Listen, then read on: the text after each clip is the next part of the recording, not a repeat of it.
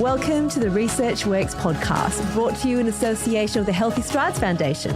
Your hosts are Dr. Dinah and Dr. Ashley Thornton, and we're here to interview world-leading researchers, clinicians, and people with lived experience to support your practice in being more evidence-based.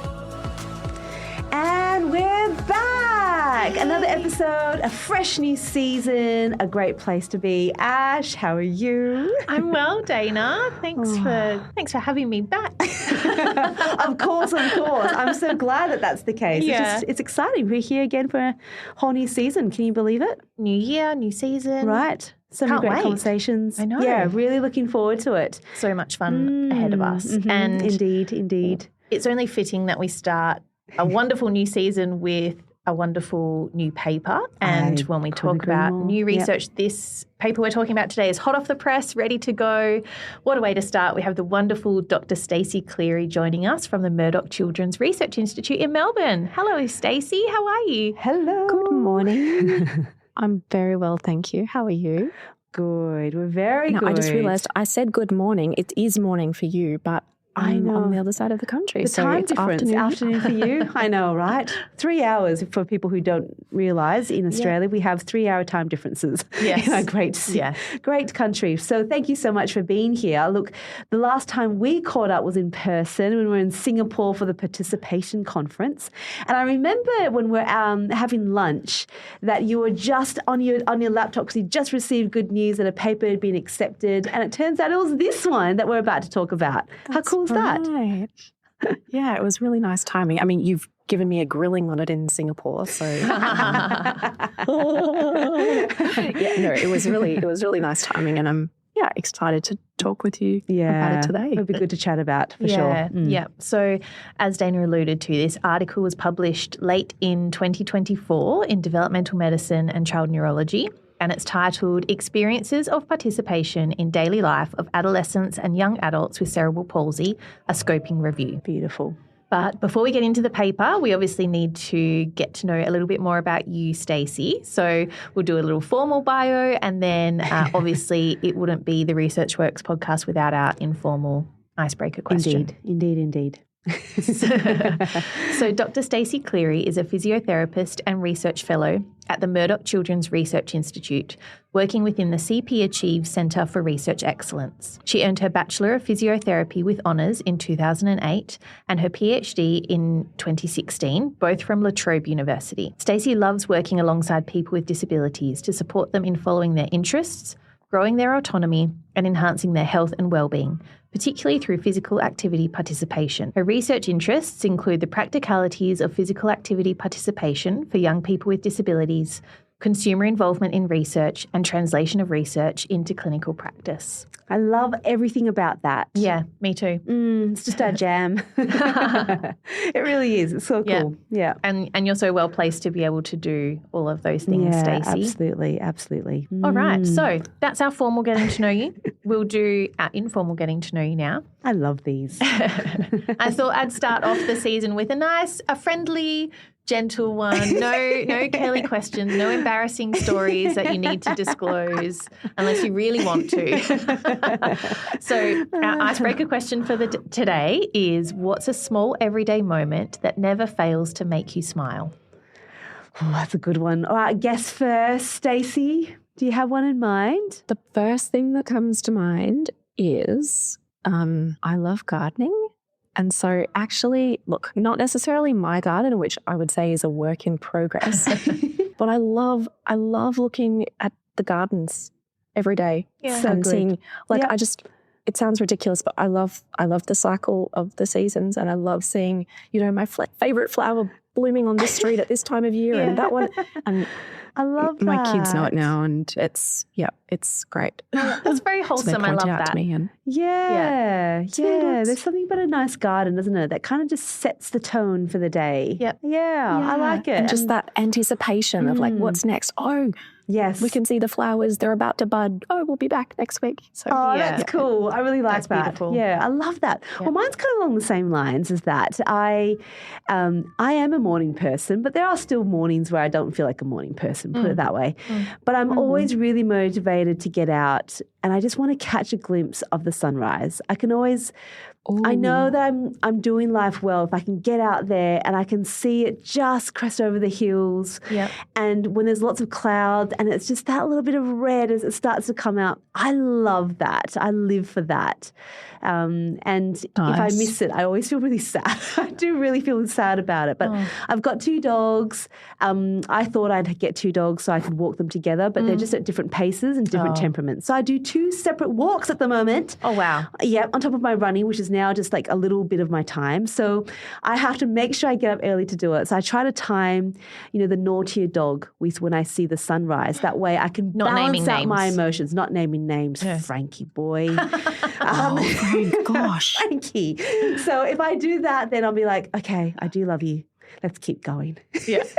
It's a good strategy. I like that. Yeah, balance it out. Nice. And the science proves it, right? You want to get that morning light in. Yeah. Yep. And it helps start the circadian rhythm. So, it all comes back down to the science. I love that. Yeah. What about you, Ash? Oh, mine aren't nearly as wonderful and wholesome as those 2 answers, gardening and sunrises. Mine are very selfish. The first sip of coffee. Here, this is a safe place. Yeah, first sip of coffee in the morning. I'm always like, yes, you are delicious. And I don't drink coffee for the energy. Yeah. I just drink it because I love the taste of it. So the first sip, yes, that is. Starts your day off well. I love that. Yeah. And then to bookend that, I always, because I finally found the perfect mattress. Have you? For my bed. I've had it for a while now, but I love my mattress on my bed so much. I've probably talked about it on the podcast before, how much I love it. Look, it has. But anytime, I get into bed at night and I lay down and I smile, I'm like, yes, that is so comfortable. I love you, mattress. I love that. So, okay, you might see them as selfish things, but if you don't have those things, you can't pour from an empty cup, Yeah. Like this mama needs to have her energy and her good sleep. And then everyone's fine. And again, there's a scientific basis to both of the things. You're talking about that beautiful, mindfulness routine in the morning with your coffee and your feelings of gratitude, and then a good quality sleep. That's got short and long-term health effects. It's beautiful. I'm not seeing selfishness. I'm seeing very good self-care. Yeah. Thank you, Stacey. The sleep isn't great, but at least the mattress is. So. The sleep isn't great. We'll work on that. Working progress. Yeah. Moving on. I love that.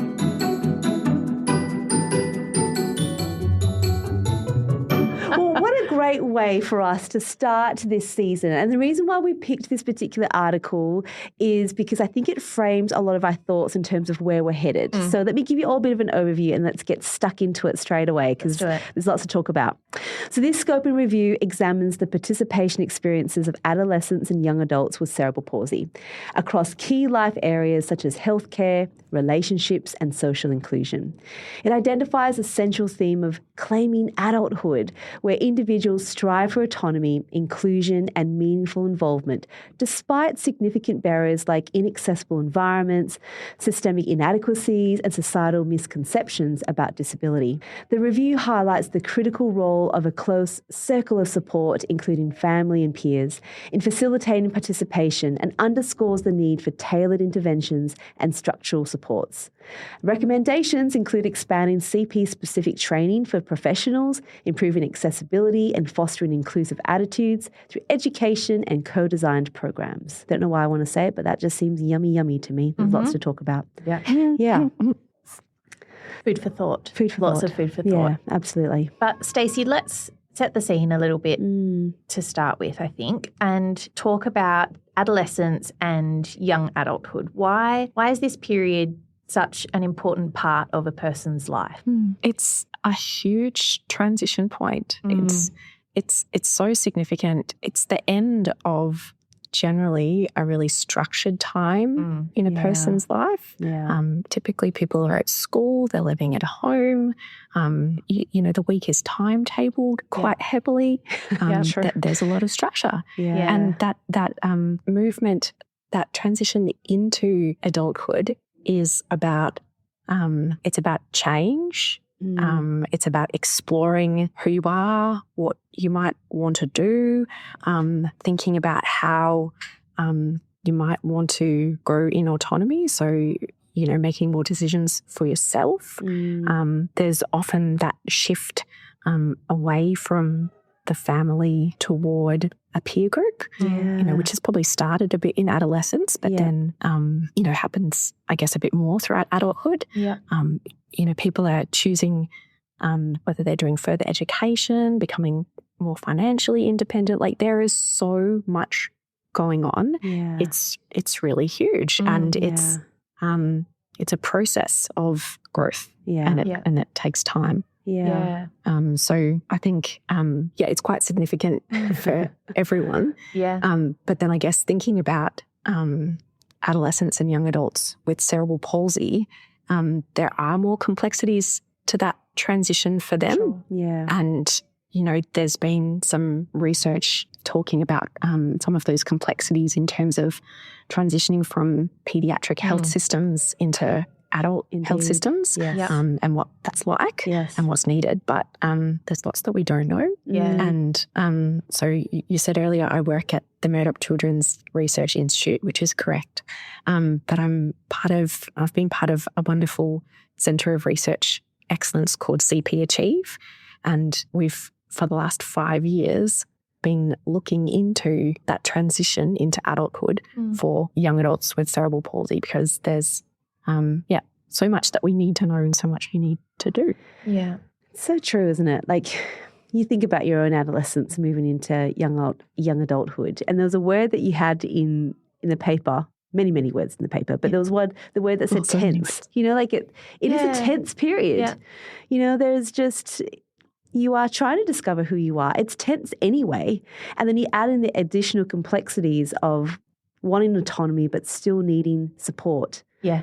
And all the other barriers that go with it. Yeah. It really is huge. I mean, and for adolescents and young people with cerebral palsy, it's the transitions are happening across their whole life. And I understand that that is true for all young people. Yeah. But there's all these extra transitions that are happening for them as well.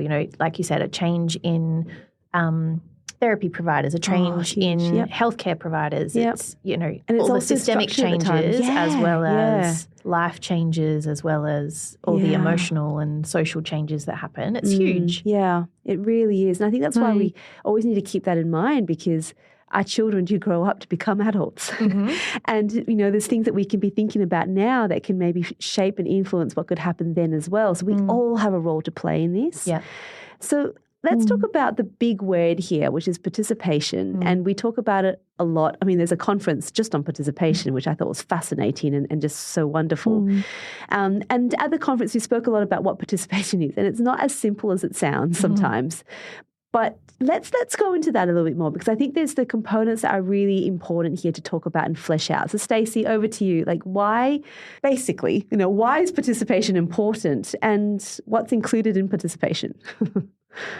I feel like to start with, it's probably helpful for me to say, like, the way that I think about participation and the way that I frame my thoughts and what I say and do is probably predominantly based on the definitions and the language from the systematic review by Christine Imms. It's probably about 10 years old now, in developmental medicine and child neurology. So where they reviewed the language and the definitions used across research and tried to collate and define things. And then from that, the family of participation-related constructs was developed. So that's probably, I guess, how I think about things and frame participation. And I guess from that, participation at its core is about attendance.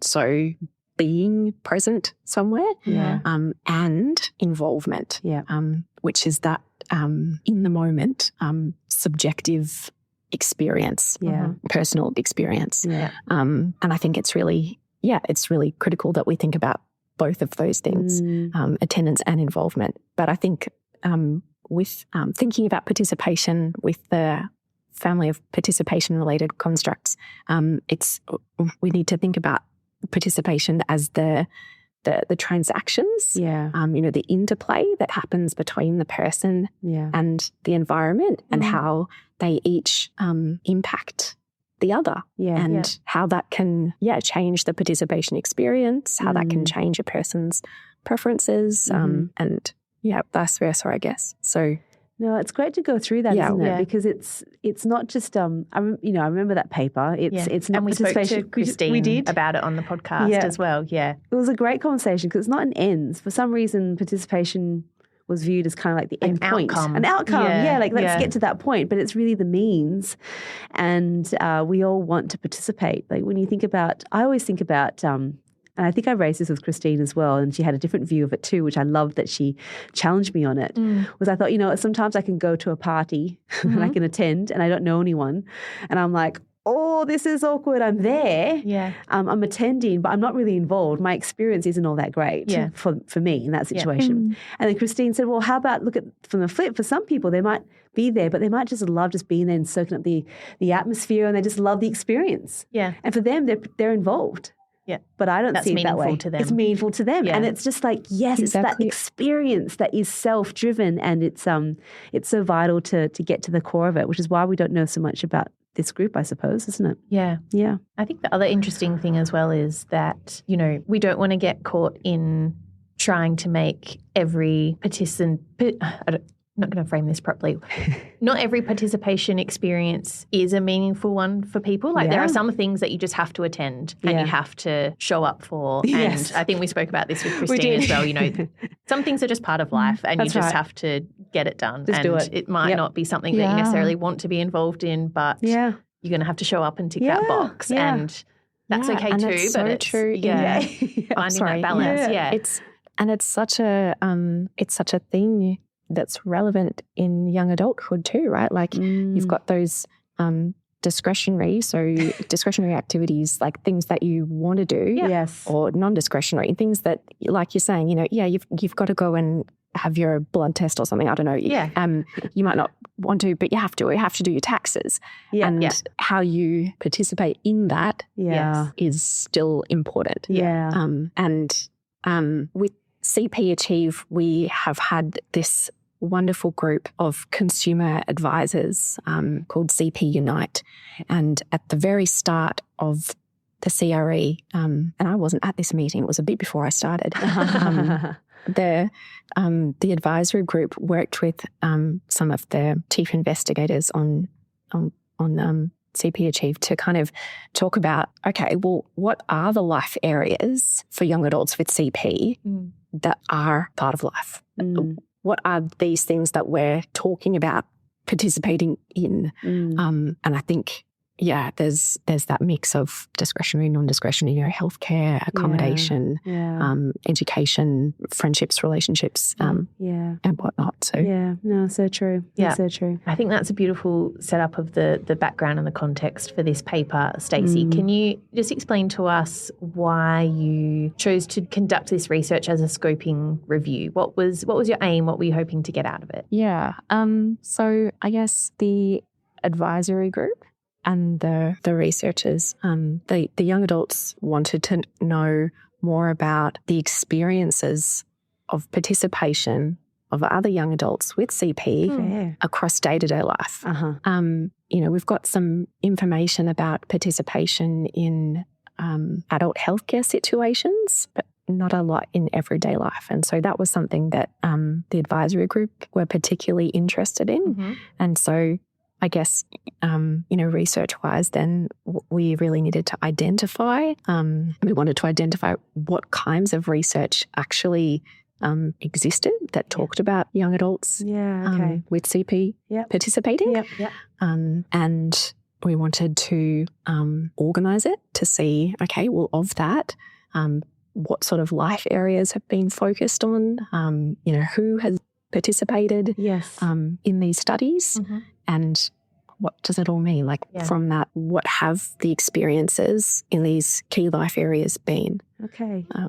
What a great way to do like a bit Sorry, of that's a lot of information. It's very easy for me to I've forgotten something in there. No, but I guess it's all about just learning from others as well, right? It's like what is out there? What can we do now? Because this is relevant for our life situation and what needs to be put in place. What a great way to look at it. And I guess just to run through, I saw that you've included, part of your inclusion criteria was really broad but great, like a CP from 15 to 34 years of age. That's quite a nice range that you looked at there. I was fascinated to see that you had both quantitatively measured and qualitatively explored participation experiences. I was like, whoa, that's a lot of information. Yeah. Like, I don't even know how you even start to do that. We're going to find out. Yeah, and the context under NDIS. So, let's go through that. Let's try to understand how you analyze this data. How did you tackle that? What did you do? Yeah. Tell us, teach us.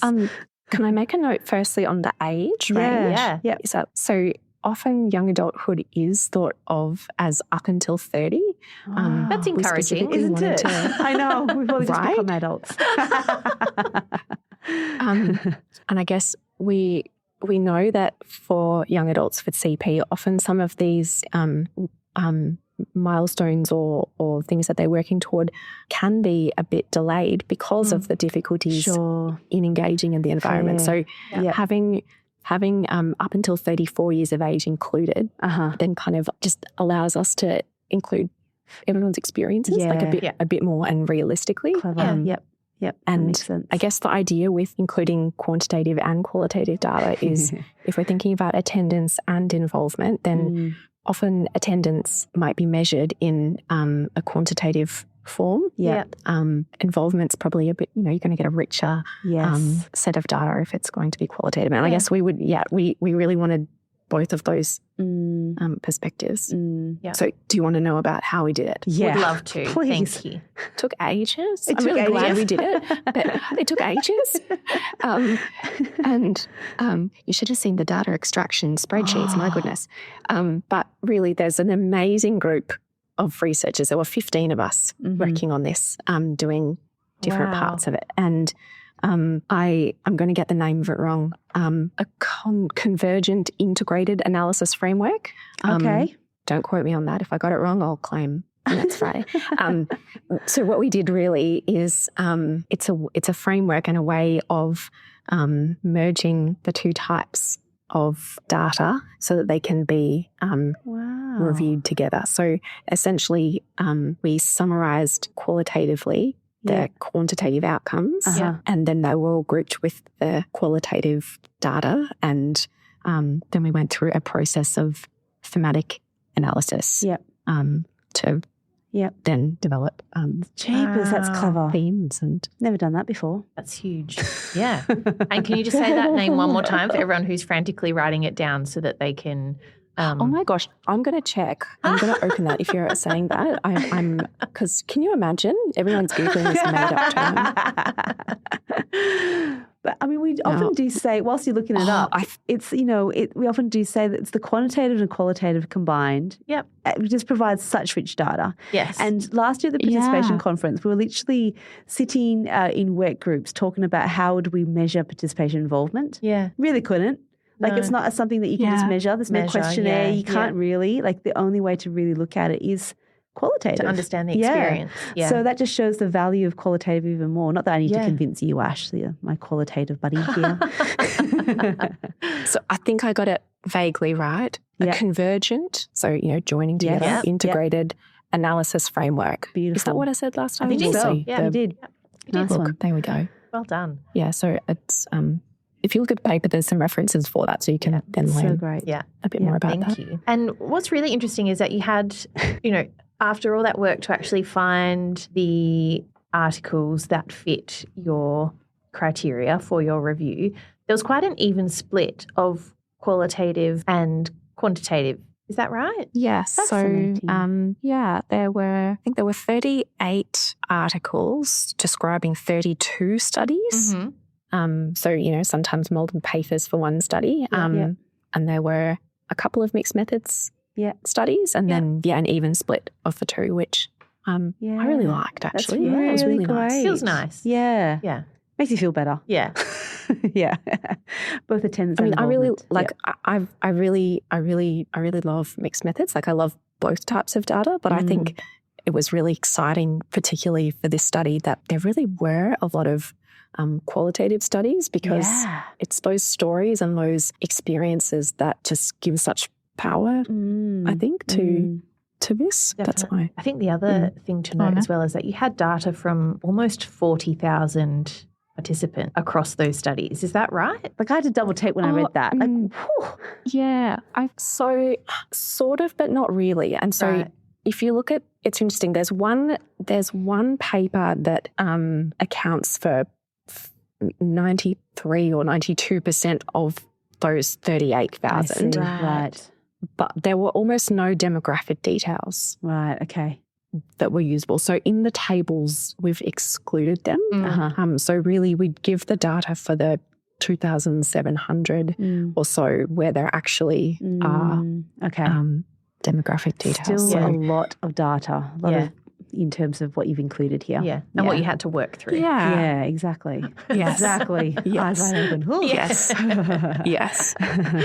And can I... Yeah, go for it. I was going to say, in terms of working through that data, I mentioned that there were 15 of us on the research team, and 3 members of our research team are young adults with cerebral palsy, and I just loved so much having them on the team. We worked so closely together. Yeah. Yeah, actually, it was this really lovely toing and froing. You know, I would come to them and say, this is what I'm picking up. What do you think? And they would say, okay, yes, yes with that. And have you looked at the data also in relation to this? Because we think they're linked, or can you check this? And it was, you know, we've all got greater confidence in the findings because, I mean, I don't have CP. I've got good research knowledge, but I don't have CP, and they do. And, you know, the two things together were just... Gosh, that's incredible. I really like that. Amazing. Great thing to point out. Yeah. Yeah. Well, let's talk through some of the major themes then. I think we'll start with the overarching theme, which I love, which is claiming my adulthood and doing life. Can you talk us through this theme? It's a big one. What encompasses that theme? So I guess this theme, the way that we've been thinking about it is it's across all of the key areas of life. So it's across accommodation and fitness and healthcare and education and whatnot. And it was this idea that young adults with CP knew who they were, had a really strong sense of identity, and they knew what was important to them and what they wanted to do. There was a lot of talk about hopes for the future. And hopes for how they wanted to be involved and supported. And I guess that's really important and part of it. But then there's this flip side of they had to work so hard to get that and to advocate for themselves. We've said it was this sense of claiming, like, you know, it's rightfully theirs, but actually to get it, there was a lot of work. I think those two things are really important, that, doing life, it taking a lot of energy, but just participating alongside their peers as being really important. And sorry, that was a half-formed sentence. But I guess alongside that, it was really important, like the young adults within the data were saying, like, they're doing this, they're experiencing young adulthood, they want to grow and explore and practice things, and they're doing that alongside a lot of pain and a lot of fatigue and often a deterioration of function. So that's the sort of summary, that it's important to think about each of the life areas in the context of. Does that make sense? Did I just waffle that out? Well, I think, yes. Yeah. No, I think there's the, not to oversimplify it, but there's the claim my adulthood isn't all just the positives, but it's also the negatives in terms of what they need to be able to do themselves. So there's the autonomy, there's my sense of self, there's my identity. But on the flip side, that's really hard. And you there's have to pain fight and a fatigue. lot You've harder got to for fight. it. Yeah, that's right. So there's both of them that are coming along, which is quite exhausting as well, right? And when you think about all that you need to fight for and ask for, when you know what it is that you want as well. So I've just probably figuring out where you want to spend that energy, that's right. that time that you do have. Like, what's the important thing you're going to And autonomy is just so Extend that on. important through all of that. Everyone wants autonomy. And it starts right down from the beginning. You know, if you're working with children who are, you know, 2, 3, 4-year-olds, they're really discovering their autonomy. They know what they want to start to have. Yeah. But you really want to foster that sense of autonomy as they get older, because they need to have those skills, because they're going to need to look at what they need to face with contextually, what their environment might be like. Yeah. And even more so when you consider the personal cost that's right. that they have as a result of having to do that. You know, it takes a toll, doesn't it? Yep, that's right. Yeah. And you mentioned earlier like the tension, and that, you know, there are tension points, I guess, in quite a few of the things in the review. But like you're saying there, Dinah, you know, you want to foster autonomy and grow those skills, and people then can be met with opposition to that. You know, maybe there was, you know, health professionals not honouring that preference and not helping to facilitate that. So that discrepancy, I guess, between what you'd like to happen and then what actually does happen. And it's even within family, like we spoke about, you know, that's a tough transition too, right? So you've got, and I know you wrote about this too, you know, in terms of parents have been part of the whole process all along, advocating and doing a lot of that. And how hard must it be to hand that over and for the young person to have to then take that on as well. But there's those complexities. There's that tension as well, isn't there? Yeah. And, you know, like we were saying earlier, it's this transition, this gradual learning of skills. So, you know, having all support from family cut off immediately, like that's not helpful, but also it's appropriate often that support from parents changes and changes according to the young adult and their preferences and their support needs. And it, like we could see from the studies included in this review, how wonderful and incredible and how absolutely integral families were and are to the process of transition to adulthood. But also how then there are some friction points that might be a bit different to families where there's not a young adult with CP. Sure. Yep. So the fact that, you know, there has been, like we were talking about before, like all of that structure of school and therapy and paediatric services. And then when people transfer out of paediatric services, they're often not transferring to anything that aren't the services or that aren't the healthcare providers. And those structures, those things that support participation, they need to be established from almost nothing, which that's tough. Is heavy work. Absolutely. Needs support. And does that relate to what you spoke about with the circle of support? And they, you know, first of all, who's included in that circle of support? Typically parents, friends, maybe a partner. And I guess we described it as a circle of support. I've forgotten the name of the author.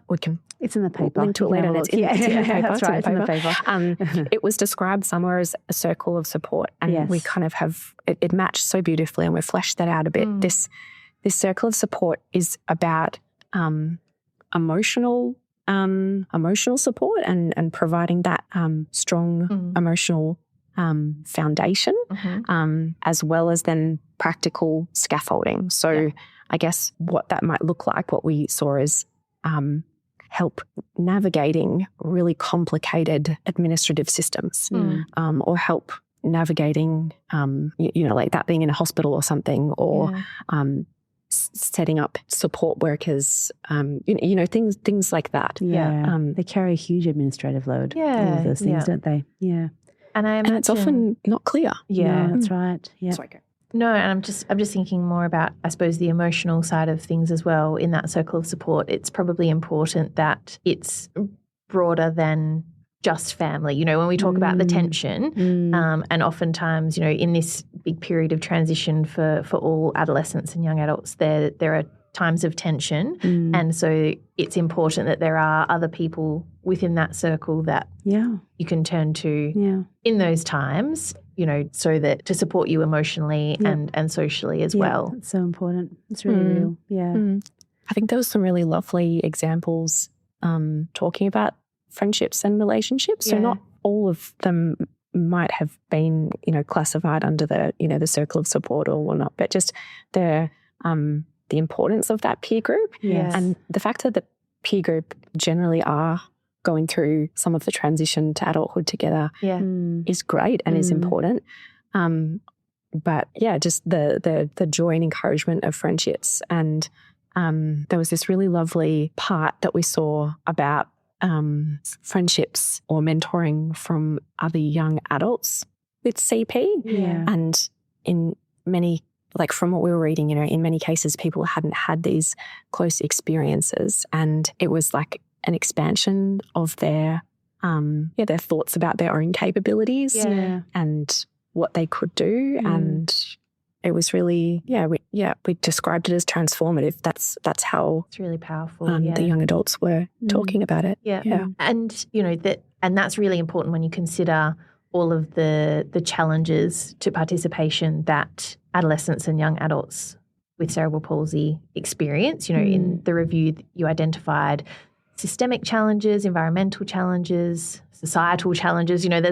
They all start to add up. Which of these do you think are the most urgent to address? Like, I think they're all important and all need addressing. But if we add an urgency to them, how would you prioritise them, I suppose? Slight tangent, but I think it's relevant. This review obviously has so many different elements to it. And I feel like it might just be helpful just to summarise using the FPIC, like what we're talking about. And maybe because we're health professionals, it might just be simplest if we talk about the life situation of healthcare and disability services. Yeah. And so if we think, young person with CP, their preference is to participate in the healthcare, to have communication with their providers, to be able to make choices and be supported to do that. The environment that they're doing that in is not a positive one. It's not an acceptable one. It's one where there aren't services for young adults with CP, or if there are, then they are not easy to identify, or they aren't funded enough to provide a level of service that is adequate. Yeah. There are so many environmental barriers that it stops people from attending in the first place. I guess. Yeah. And then if they are attending, the context is health professionals who maybe there aren't enough who understand CP in adulthood and are really confident in working with young adults with that. So we have, I guess, reduced attendance, and then if we do have attendance, there's reduced involvement. Sure. And I love your question. I think I'm probably not allowed to say all of them. Yeah. They're all intertwined. Yeah. They're all intertwined. Yeah. I think that the context, look, it's really hard, but I think that the context, which is like people, places, the time we're in, the policies, like because of the way that we've done the review, we can pinpoint where the barriers and facilitators are. And I guess we can address the context in some ways more quickly. Yeah. That might be training of health professionals. Sure. And, impacting community attitudes. Yes. The young adults on our team think that doing that through peers in high school is a really good way. Yeah. But also, I say that, but then if there aren't the services, which is probably more at that governmental level, if there aren't the services and there's not the physical accessibility to get in, then you can't. No. I'm sorry, that's a way of saying it's all important. Well, I think, it's all interrelated. You could ask 3 different people that question, and they could give you a really compelling argument for 3 different priorities. It's really multifaceted and very complex, and makes you think. It really does. But I think the key thing is that change is needed to try and help improve the experience for young people and adolescents with cerebral palsy. Because currently what we're doing is not quite hitting the mark. Like we're not quite addressing the things that need to be there. We're thinking about it, we're talking about it, which is really good. But how true is that from the perspective of context in terms of what it is that we can actually do right now? I love how you said that. let's think about the kind of training, what our handovers looking like between pediatrics and adults. Those are all things that are within our realm of our capacity to be able to do.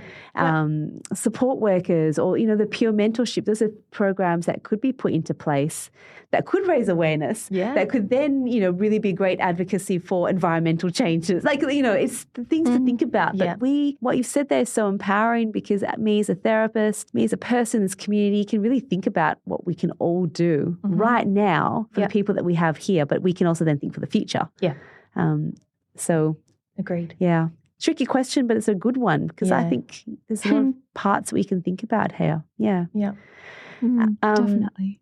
So, Stacey, there's so much to this paper, obviously, but what would your advice be? Your current advice or strategies that you could share with families or young people, young adults with cerebral palsy who are facing challenges in participation.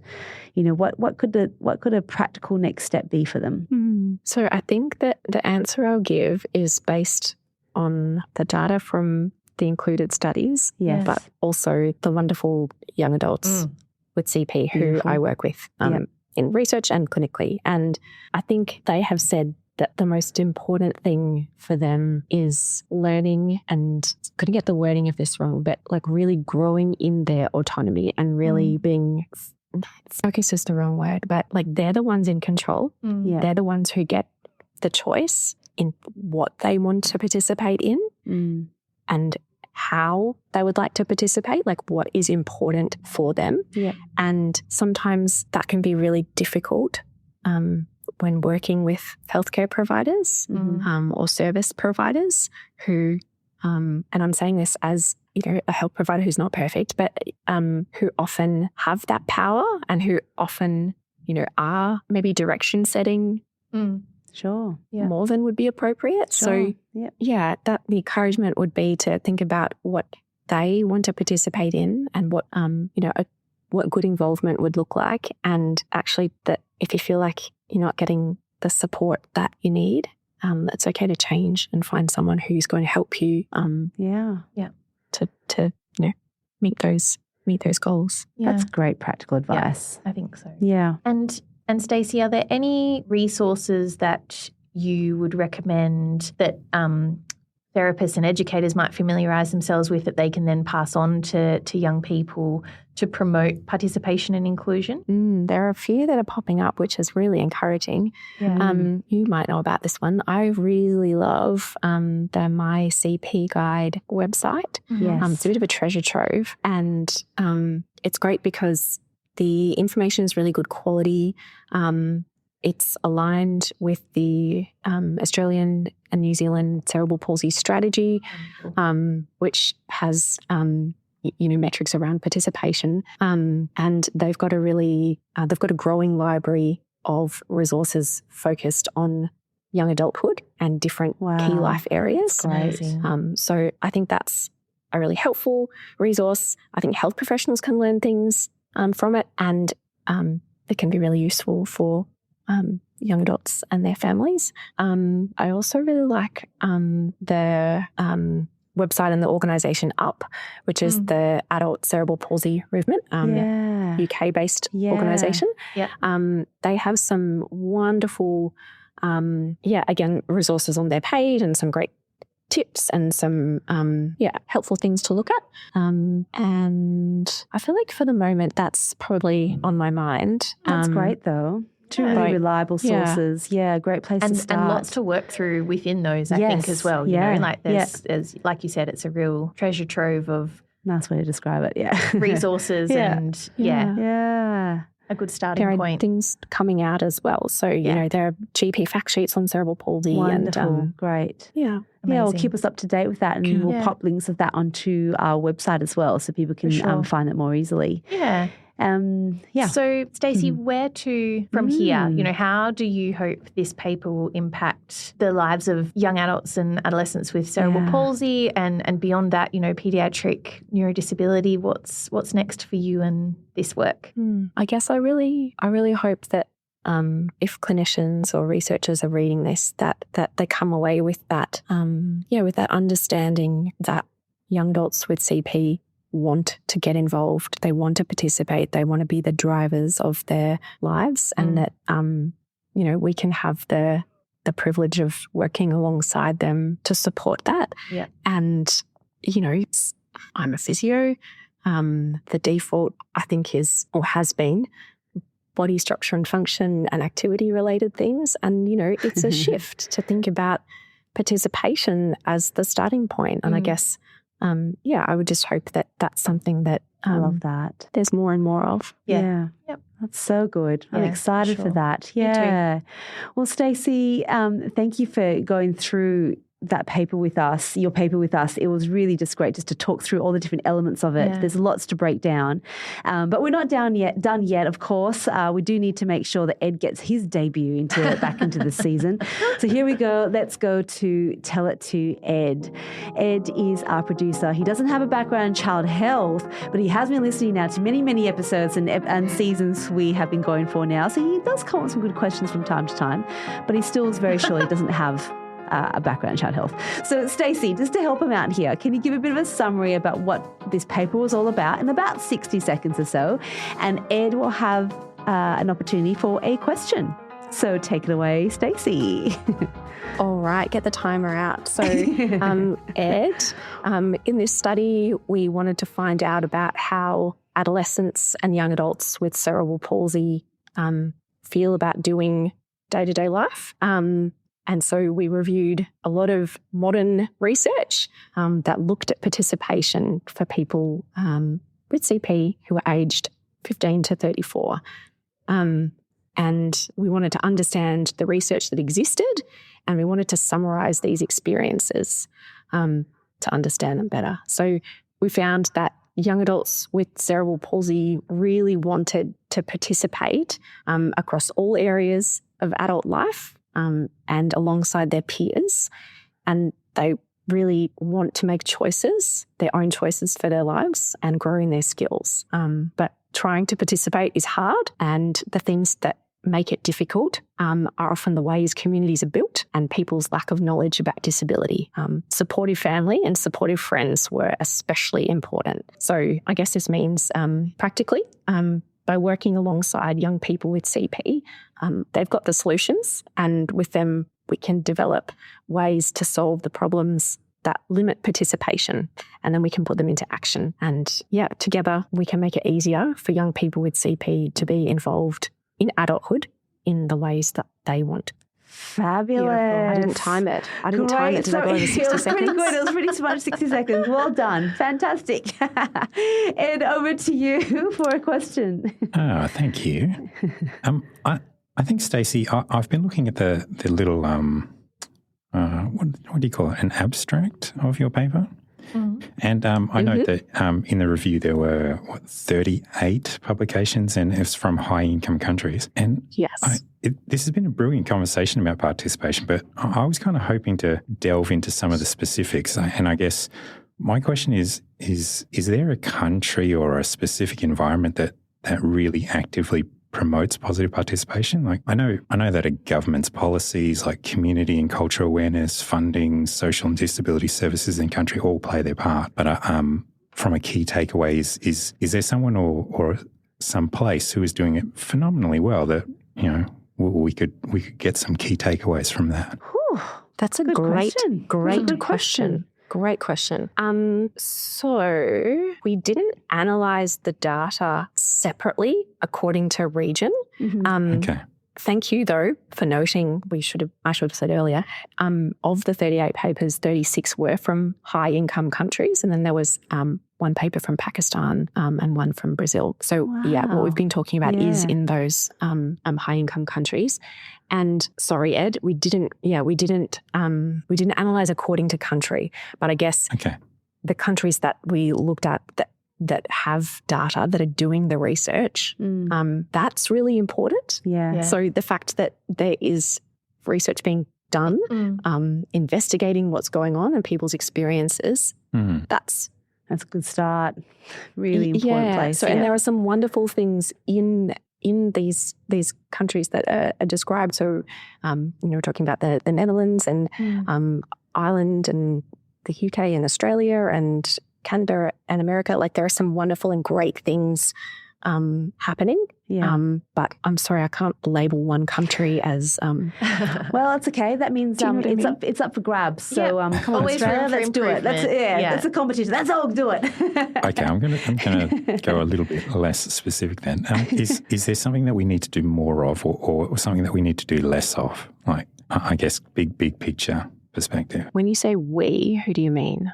I guess everybody who's contributing to giving the experience of great participation. So whether it's from policymakers or from therapy or medical personnel or something like that. Yeah, I think I'm going to fall back with my, put my research hat back on and say, actually, we really do need to understand, firstly, about countries not in that.